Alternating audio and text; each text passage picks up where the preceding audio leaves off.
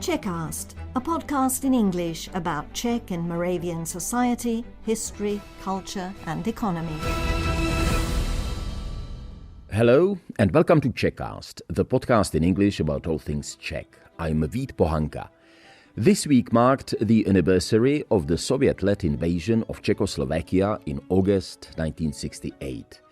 It was a turning point in our history, a moment when tanks crushed not only hopes for political reform, but also the basic right to choose who governs us. And that's why I wanted to return to a topic that we covered not long ago: postal voting for Czechs living abroad.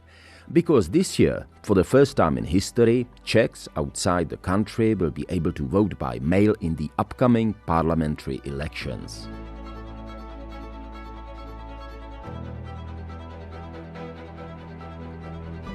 It's a right that was hard-won, not only in 1989 with the fall of communism, but more recently through quiet, persistent activism from members of the Czech diaspora.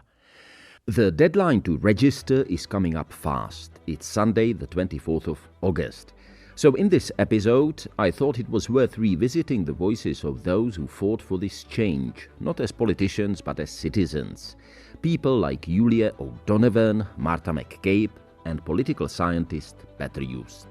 Because for them, and perhaps for many of us, this isn't just about the logistics, it's about belonging, it's about being heard, and more than anything, it's about remembering that democracy is something we have to care for and not take it for granted.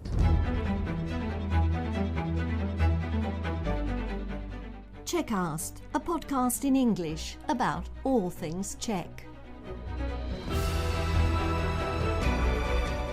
Whether you're an English-speaking expat living in Czechia and Slovakia, or a descendant of the Czechs, Moravians and Slovaks who left for a better life in America, Australia, Britain or Canada so long ago that you don't speak the language of the old country, this podcast in English is for you. Julia, if I turn to you, what personally motivates you to get actively involved in the campaign for introducing postal voting for Czechs living abroad? Okay, thank you for the question. I have been thinking about it a lot, and it basically goes back to all the way to me being a refugee and then regaining my citizenship again. So I defected from Czechoslovakia in 1984. I was very young. And by the time 1989 came up, I was, of course, pleasantly surprised, but I was not done with my college studies. So I decided to stay a little longer, finish my school, and I also applied for the U.S. citizenship. That was briefly before 1989. So in early 90s, I gained my U.S. citizenship. By gaining the U.S. citizenship, I lost my Czech citizenship, which was very, very sad. In 2014, I was able to regain the Czech citizenship. And with that occurrence, I just kind of really had it was a very powerful experience, actually. You know, losing your citizenship and then regaining it is something that doesn't happen every day. You don't take things for granted anymore. So I kind of assumed responsibility and decided I'm going to be more involved with political life and everything else. And it kind of coincided with my parents having more and more health issues as they were getting older, and I spent more time here, longer periods of time. When you say here, you mean Czechia? In the Czech Republic. Mm-hmm.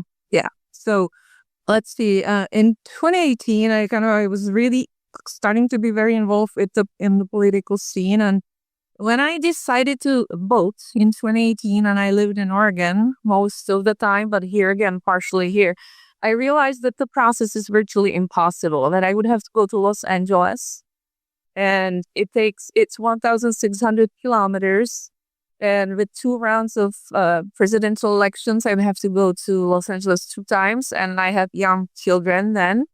So I had to, it was very frustrating, and I decided, I cannot do it. It's not doable for me. So, however, that triggered a whole different thing, events in the form of that I decided to design so-called Oregon initiatives, in which I'm asking the Czech government to simplify the process of voting from abroad. I mentioned the correspondence voting, and that I collected about close to 100 signatures from all the friends that I knew had the chance, had passport and were able to vote. I sent it to Jan Hamáček, I think. And within 2 months, I got an answer. They basically thanked me and they said, thank you for the valuable input. Correspondence voting is on our list of things to do. And that was basically it. However, as we know, nothing happened. By 2020, I connected through through Facebook. I came across the group Chceme volit distančně, and I approached Dáša Saková. In Brussels, in Belgium? In Brussels, yes. And she asked me if I would like to join them. And I said, definitely. So by 2020, all these smaller initiatives basically connected under a larger initiative called Chceme volit distančně. We were more coordinated. The initiative approached the Czech government again, and we have a positive result now. But until then, we had to travel long distances to vote. Once I voted here, I happened to be here after my dad passed away. It was the year of presidential elections, so I was able to vote directly from here. If I may turn now to Marta. Marta, what motivated you? I mean, obviously, judging from your surname or second name, you married to an American, I suppose. So let me ask you slightly provocatively. Why bother, I mean, you can vote in the US, I suppose. So why do you need to vote in Czechia? Thank you for the question. So I would like to be able to vote in the Czech elections as a citizen of the Czech Republic. Czech Republic is my home. That's where I grew up. That's where I come back to. That's where my family lives. So this is a country that I care dearly about. Of course, I care about the place that I live in currently. And I also care about Africa and other places on earth. But I am a citizen of the Czech Republic, and I would like to be able to express how I feel about what's going on and help decide the future direction of the country. So that is why bother? And it means for me, of course, traveling to Washington, D.C. So it is a difficult kind of long trip. But, in a way, I came to realize that this is an issue over time and kind of gradually, because the first time you can't participate in an election, you just say, well, it just didn't work out this time. Maybe next time I'll go. It's far, but I'll make the effort. Next time comes and it still doesn't work. You have 3 children, you don't have the time. So it was over time that I realized that this is not just that it doesn't work out this time. This is an issue that needs to be solved in a more systematic way. Let me just be a little personal in this, because I think I traveled via Charlotte several times by car, traveling from Washington, D.C. But remind me, how many hours does it take to drive to Washington, D.C.? If you drive and you observe the speed limit, it would be about 5 hours. And that's not taking into consideration, the traffic that can happen. So you want to plan around that. You don't want to be coming into Washington, D.C. anytime people are going to work or leaving work, because that would add additional time. So it is technically doable in one day there and back, but a long drive. But not easy. Yeah, definitely not. Petr Just, political scientist, if I may turn to you. We've just heard, in very briefly, 2 stories of Czech women who still feel that they are Czech, they want to participate in the political process. What do you think about that as a political scientist? I have to admit that I probably haven't seen any such intensive and long-run campaigns for achieving a certain legislative goal, although we are once in a while witnesses of several interest groups trying to lobby, trying to persuade the MPs or the authorities to initiate some legislative changes or to pass some legislative changes. They usually refer to the areas like education, social affairs, healthcare. But when we are talking about the, let's say, high politics, when we are talking about the issues related to constitution, constitutional rights, to elections, electoral systems, electoral rights, this is kind of rare. So all these activities, I would say they are very rare, the activity. And again, I repeat, a long-run activity and very intensive long-run activity when the people who had the Czech citizenship, who complied with the constitutional criteria to have the right to vote, but the right to vote was somehow limited to what we've just heard. Usually, the distance that needed to be taken in order to get to the place of the voting, get to the polls. I wonder how many Czechs in Czechia, living in Czechia, would actually sacrifice going 5 hours there and 5 hours back just to cast a vote. So this is a big sacrifice from the people living in, especially the countries with a huge territory where you really need to take either a long almost a road trip for several hours or sometimes even more days, or if you want to cut the time a bit, you have to take a plane, which is then financially demanding on the other side. So either time demanding or financially demanding, or sometimes a combination of both. This is something that I feel that was one of the motivation factors, besides the feeling that they are Czechs or they feel Czech and they do care about what is happening in Czechia. So these were the main motivations, as I observe it, which were behind all these initiatives and activities. So from my point of view, or from my perspective, I can only applaud to this kind of civic engagement that led to the conclusion, or to that positive conclusion, when the mail-in voting or postal voting was adopted in the Czech legal system. What sort of obstacles did you face when dealing with the Czech authorities? Because you were dealing with the Czech authorities and the Czech institutions. So, Marta, I mean, did you see kind of acceptance on the side of Czech authorities? Was there a willingness, to help? I would say that there was always willingness from some players on the political scene, but then there was also a huge unwillingness from others. So it was really about finding the right time and place where the majority of all these players would be thinking positively about this law that would allow voting by mail. And what I would say is that there seems to be a sort of a view in the Czech Republic that people living abroad will only vote a certain way, and it would only benefit certain parties. And perhaps the other parties act on this sort of stereotype, which I don't think is founded on anything real, and thus are opposed to this law. So that is something that I found, that it was difficult to name what are facts, what facts are, and what the reality is. And so a lot of action and decision making seems to be based on sort of feelings, how things might turn out, but not based in reality.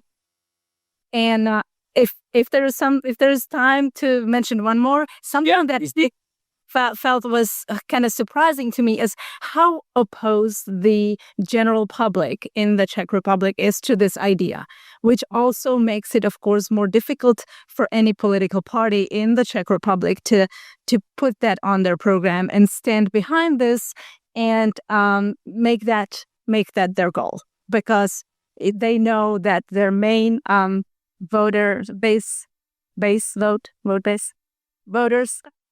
the most votes they will get will be from the Czech Republic, of course. So that's what they are talking to. So that's the second one. And again, the whole purpose of this is that all of the political scene will look outside as well, because when we don't have a practical way to participate in elections, we are not going to be taken into consideration in any programs that the political parties develop. So this is a little bit of everything, but a lot of lessons learned. Could I add something, if you don't mind? Yes. Is it okay? Yes. I just realized that, yeah, Marta, you're completely right. I have the same reactions from some people that I know. Most of them are open-minded, and once they get to know me, they figure out that I do care about our homeland, and I know maybe more than an average person about this country. And the interesting thing, I'm not sure why that is, why they feel this way, because really, when you tell them the statistics that out of the 27 countries of the European Union, we were one of the 4 who did not have the right to vote. Besides, France has some kind of limited voting access, as I understand, and Croatia doesn't have it, and Malta, right? So once you tell them this kind of statistic, they kind of go, well, they sort of consider it. But I think it's just like something that's new, and eventually they'll hopefully accept it. But it's unpleasant at this point. If I may turn now to Petr Just again, because I saw you kind of nodding your head about all of the things. Let me just insert my input a little bit. Having spent 3 years in Poland, I think it's totally unthinkable that the Polish political representation would, in one way or another, try to limit the access of Poles living abroad, Polonia, as they call them, to the election process in Poland. And I just wonder, we are neighborly nation, we are very close, yet in this respect, I mean, there seems to be this kind of opposition, or there used to be opposition at least on the part of the public, not just some political parties. Well, Poland is a special case, I would say, because the Polish diaspora is quite huge, both in the United States as well as in the other countries as well. And not only that this diaspora is important size-wise, it's also important by its very coordinated and strong pressure. So sometimes what I was witnessing when I met some Czechs in the United States, for example, during my own stays in the United States, they sometimes lack a certain way of coordinated processes when they wanted to push for something. This initiative was rare, as I said at the beginning. That was a coordinated issue and coordinated activity.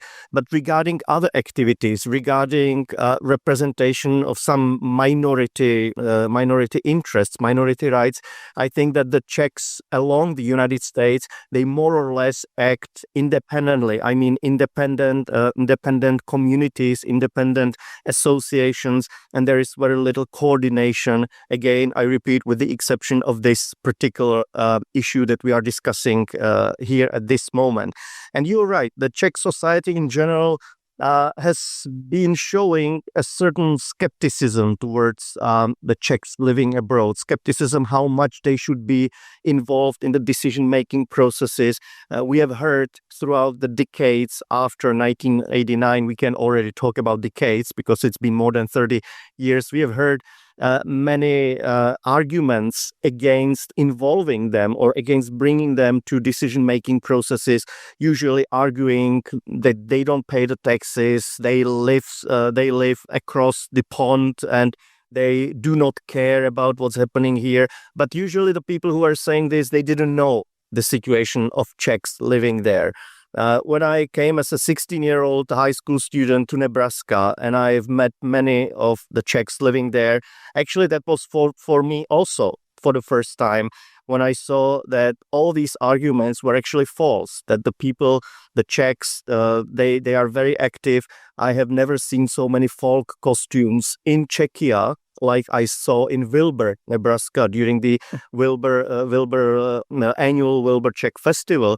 So it also opened eyes to me, although I was at that time not interested much in the politics. So in that politics, I didn't take it politically, but it kind of enriched me also in my view on how we should approach the Czechs living abroad, that we should really understand the situation of them. We should not just access them or look at them through some stereotypes that they are cut out or cut away from the events happening in Czechia. They follow the news. They follow the movie productions. They have clubs where they show the Czech movies which are even newly released Czech movies. So this is something that still in Czechia people do not see enough. That they do not see clearly that the fact that somebody lives on the other side of the world, on the other hemisphere, does not necessarily mean that he has no touch with this country, culture, history, politics, and other aspects of the life. And unfortunately, this is what politicians' approaches are based on.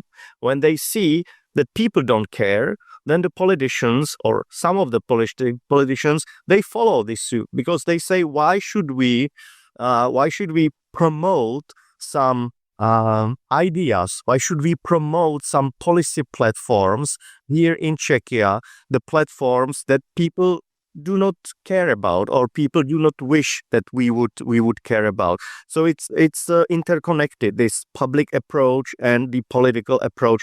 Although I hope, or I believe, and I hope this approach is slowly but continuously changing, and this adoption of mail-in voting may be understood as the first step towards improving of the relations of Czechia as the country, as well as the Czech society towards the Czech diaspora. If I may now turn to Marta and Julia again, I suppose, your initiative was totally impartial. From my own experience, it is that Czechs who might still be voting and who had been in the United States for a longer period of time, there's a larger, I think, probability that they would be for MAGA, for Donald Trump, whereas the younger generation are different. Is this just a wrong presumption, or would you say it was that? But I suppose it didn't in any way kind of compute in your thinking when you started the campaign. Well, I would just say that the whole purpose of the campaign is not to support a specific political party. We have been clear about this from the beginning. It is a campaign to enable Czech citizens abroad to exercise their right to vote, to have the practical ability to actually cast the vote without having to fly thousands of miles across the continent. So, not sure if I'm answering the question right now, but we definitely were not thinking that we need to do this to help someone and harm someone else. But we, at the same time, we really don't know how people would vote. What we saw results, let's say, from the presidential elections or parliamentary elections. We can see the results from abroad. The issue with that could be that these results right now represent the people who live in the big cities. So in Washington, D.C., in Los Angeles, in Chicago, and New York, right? New York City. So it is only logical, and it mirrors the typical results from elections, probably in the Czech Republic, big cities, where little different results than the countryside. It is similar with the results of the elections in the United States. The Democratic Party always takes the lead in big cities. The Republican Party usually is much stronger in the country. So right now, what we're actually doing, we're allowing people who might even more likely be for the current opposition parties, which is interesting, and I don't think it's been really brought up. So anyway, it's just a thought. Julia, would you like to add something to that? I just want to say that I live and operate in a blue state that is more overwhelmingly democratic. However, I'd have to say I have a lot of friends who are very conservative, a lot of Christian friends who basically, I know that they voted, for example, for this current government. And I am well aware that given the right to vote, they will be voting along the same lines, during the Czech elections. And just even at the very beginning, as I started to promote the initiative, the very first Oregon initiative, we had that conversation. And I always just said, just like Martha said, I go, you know what? This is about the right to vote. It's not about who you are going to vote, but it's about the ability to vote. So I always kind of brought it up to the original idea of, we cannot vote. Let's just make it possible. It is your own personal decision who you want to vote for. So we always keep it at that level. But I think Martha is correct. It could be, it's going to be just super interesting to see how it's going to reflect and how it's going to connect with, like, in the case of the United States, with the political landscape in the US, how it's going to connect basically to the political landscape here in the Czech Republic. Let me ask you ladies again. I mean, is everything going according to the plan when it comes to registration, as far as you know? Are there any issues with communicating with the Czech authorities, institutions abroad, I mean, to get the registration? We are now talking in mid-May. What does it look like to you now, Marta? So at this point, people can both sign into the register of voters in this country in which they live. They can also ask or apply for the voting by mail, which means they need to inform their embassy or the consulate general that they are interested in voting by mail, so that they can receive the envelopes which they will use. Anyway, do we know about issues? We don't really know about issues yet. We are pretty sure we will hear about them. But what we say is go talk to the embassy or the consulate general with which you would need to communicate anyway, to make sure that you send all the needed documents and that you don't miss any details. For example, if you want to sign up into the list of voters and send it by mail, you need to make sure your signature is Notarized.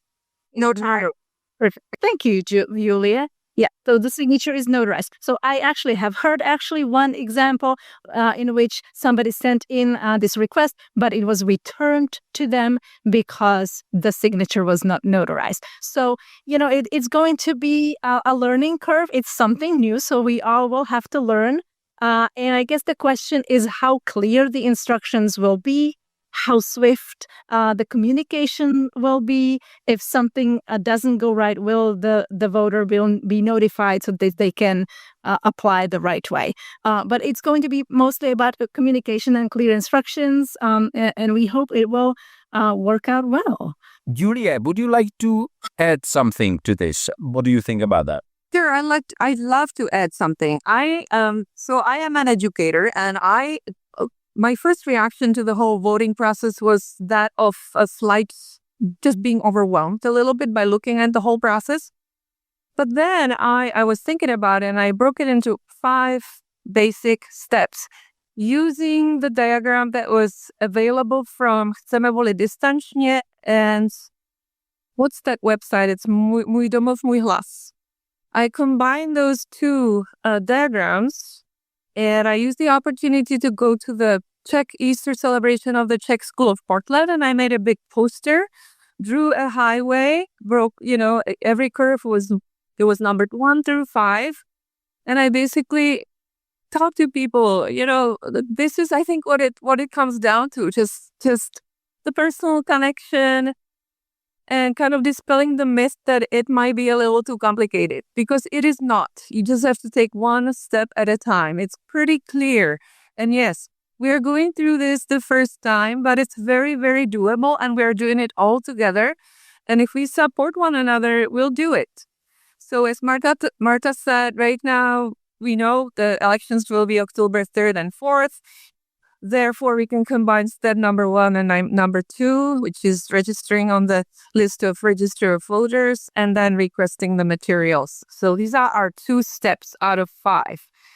And then we wait until we get the materials, and then we go to the next step. But I don't want to overwhelm people. I feel like I am notifying them about one step at a time. What do we do now? And we are sending it on email through the Czech School of Portland. I'm putting it on the website in Portland, Oregon. I'm putting this on the website in Seattle. I'm putting on the website in Czech women in the USA. So I hopefully it'll work. We'll see. It's our first step. You are listening to Czechast, a podcast in English about all things Czech. I'm Vít Pohanka, your host, and today we're exploring the story behind Czechia's first ever postal vote, a milestone for the country's democracy and for Czechs living abroad. I wonder, after the elections, there will likely be a number of invalid votes because some kind of technical mistakes. Some mistakes will happen. Yeah. And the question is, is that only related to the voting by mail? I am assuming there is a certain percentage of invalid votes even in the Czech Republic when people put in the incorrect papers into the envelope or put more than one, depending how they fill it in. So again, some of these things are being now discussed as a potential hazard, as a potential, problem, but they also happen in the voting in the Czech Republic to a degree. Petr, if I may turn to you again now. Obviously, postal vote is a possibility in many countries outside of the country. I just wonder, I cannot vote as by post as a Czech citizen living in Czechia, right? Right. If you are on the Czech soil, if you're on the Czech territory, then you have to take this action physically. And go there, of course, and go physically there. But you do not have to make this registration process. This is done automatically in the city hall of the city where you are registered as a permanent resident, so you don't need to make any step before voting. Why is that? Why couldn't I decide, okay, I want to vote ahead of the time like many Americans do, and they don't have to be soldiers in some foreign bases. There's probably not a political, consensus. There's not a political will in Czechia. Is there? I will now be a devil's advocate, because I myself personally would be in favor of adopting the same method in Czechia. However, let's maybe take the steps slowly. We are now quite happy, if I can say this way, that the Czechs abroad achieved this milestone in their long-run campaigns and long-run efforts to get the possibility to vote by mail. And I'm a little bit afraid that if too much would be added to it, if that amendment that was passed would include more changes, if it would include, for example, allowing the postal voting within the territory of Czechia, that could actually endanger the fate of the entire bill, of the entire amendment. So this is why I think it's been a strategic thing that the politicians decided to take the step number 1, to allow the people living abroad to cast their vote with this postal way or postal mean.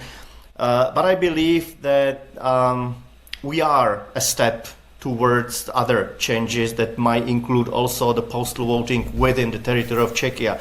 Actually, this has been discussed 5 years ago during the COVID pandemics, because when the COVID broke up in 2020, we had at the fall of 2020 there were Senate and I believe it was regional elections. 2021, the elections to the Chamber of Deputies were approaching, but still there were certain restrictions and restrictive measures regarding the quarantine, regarding the social distancing, regarding the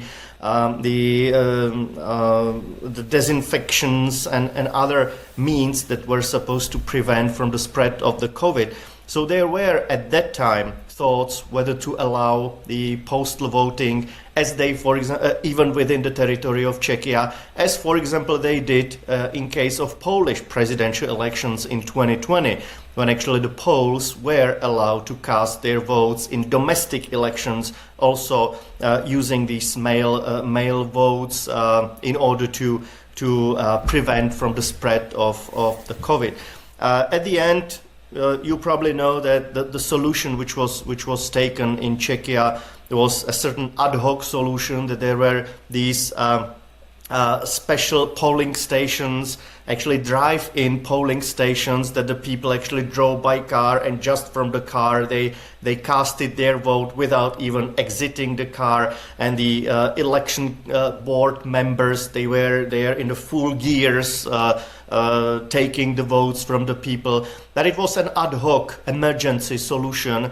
But I know that at that time they were considering whether to adopt like a bit long-term procedure that would allow for any time in future, in case anything similar would happen, that there would be again some restrictions, so that which obviously the health is the most important thing, so which would allow, even in the times of the health related restrictions, would still allow people to exercise their constitutional right to vote. But as I said, let's not get ahead of us a little too much. Let's now take this the fact that we adopted the mail-in voting for the Czechs living abroad, and I believe it's sooner or later could also come to Czechia to vote this way also within the Czech territory. Julie and Marta, why is it a good thing that you can vote by post, and what you shouldn't forget, whether you are a Czech living in Switzerland, Australia or the US, if you wanted to take part in the election process and take part in the political life of your home country? Okay, I'll say a few things. So for me, this whole discussion and this whole project, almost to say, to enable this right for Czechs abroad to vote, it's about belonging. It's about us Czechs living abroad feeling that we belong to the Czech Republic, that we are citizens, that we are part of that country the way as everybody else. It is also the other way around, that the Czech Republic sort of extends their hands and feels more connected with people living abroad. We would call it diaspora, which really means people of the country living abroad, not others, just people, us, some of us living abroad. Now, the difference between now and, let's say, the 19th century, or maybe even the time of the Cold War, is a long time ago, when people left, they packed up all they had, they got on the boat, and they went to Texas or some faraway land, and they were pretty sure they were never coming back. It's just, that was a new beginning. It was a way to sort of in an imaginary way, cut yourself away from the country, and then of course keep the language and make kolache, sure. But in a way, starting a whole new life. Today, we live in a world in which we don't have to do this. We are still part of where we're coming from. We're also part of something else, and there is no either or. It's really us belonging in two places and keeping and maintaining those relationships and belonging in both places. So for me, it's important personally to be able to be involved in the country where All my family lives, country that I go back and visit, and a country that I care about, and I hope to come back to one day. Again, I think this is a great success after so many years. We'll just see how it goes, and we hope a lot of people will participate. I'm assuming those who are interested, as we mentioned, some people are not interested and they're not going to vote, like in the Czech Republic. But for those who are, they probably already know, they probably already are taking the steps, and they will be voting. So I'm hoping it'll be a lot of us, and we will see in October. Thank you so much, Marta. And now, Julia. I think, I'm going to repeat a lot what Marta said. I'll try to add some more. Basically, I want to say to everyone who is out there and hesitant about voting, I just want to say, get up and go and vote. This was a very difficult process. It took decades. Now it's done. It's not that difficult. Do not be afraid. There are always people you can ask. There are resources you can check and find out what to do. I totally agree with Martha. I am the generation who left during the Cold War. When I was leaving, it was pretty much maybe forever. And just the fact that I'm able to come back, be here with my family, with my friends, I think that's amazing. And the world is getting smaller. We are all more connected. And I realized that this is a very historical moment, that we are the first generation ever that manages to be connected to the old country. Our children are able to speak our native language. We have Czech schools. We have all kinds of groups that, connect us in our common interests. We celebrate our Czech Easter, Mikuláš, all these things. So why not be connected to our old country like other countries can be connected to? Why would we be different than any other member of the EU? We are no worse. We are just as good, maybe better. So please get up and go vote. Thank you so much. That was Julia, and Petr. You have the possibility as well to say a few words. I will also take it as the recommendation to go to vote. Of course, not recommendation whom to vote for, but again, I take it from the political science perspective, because in my opinion, the turnout will determine how seriously the Czech politicians will actually take care about the issues related to the Czechs living abroad. The higher turnout, the more the politicians will be forced to actually care about what's happening abroad, what's happening in the Czech communities abroad. If they see the low turnout, it will actually make a case for those who said don't adopt the mail-in voting. You see, they don't care. They didn't go to the polls. So going to the polls will actually prove them wrong. It will prove wrong those who argued that the Czechs living abroad do not care. If you go to polls, or if they go to polls, they will show they care, and they will make politicians to care about the state of Czech communities around the world.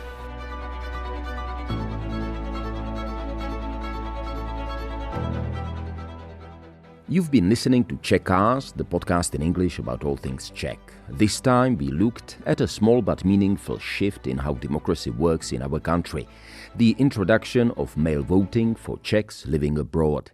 I'd like to thank again to Julie O'Donovan, Marta McCabe and Petr Just for sharing their perspectives and experiences. And I hope their words remind us all that voting isn't just a right, it's a link between us and the place we still consider home. As always, if you have questions, feedback or story suggestions, you can reach us at english@radio.cz. And don't forget to check out more interviews, stories and news at radio.cz. Thank you for listening, and wherever you are in the world, stay curious, take care and naslyšenou.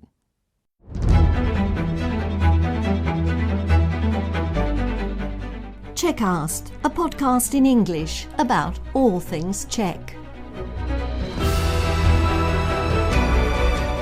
Whether you're an English-speaking expat living in Czechia and Slovakia, or a descendant of the Czechs, Moravians and Slovaks who left for a better life in America, Australia, Britain or Canada so long ago that you don't speak the language of the old country, this podcast in English is for you.